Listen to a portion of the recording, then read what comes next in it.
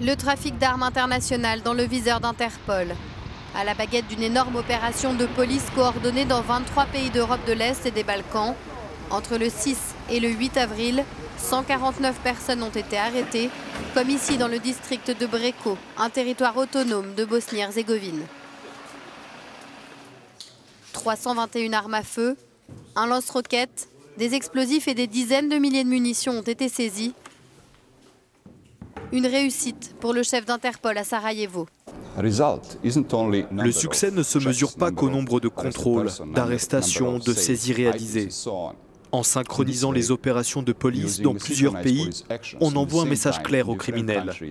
Les policiers de plusieurs pays dans le monde luttent ensemble contre la criminalité.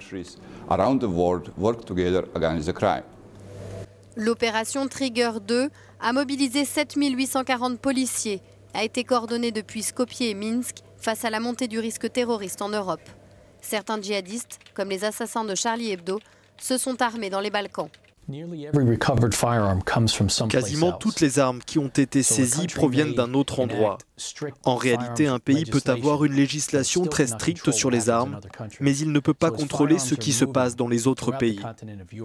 Donc, au fur et à mesure que les armes à feu circulent sur le continent européen, il y a un risque que des armes fassent un voyage de 500 ou 1000 km avant de venir affecter la sécurité de leur pays.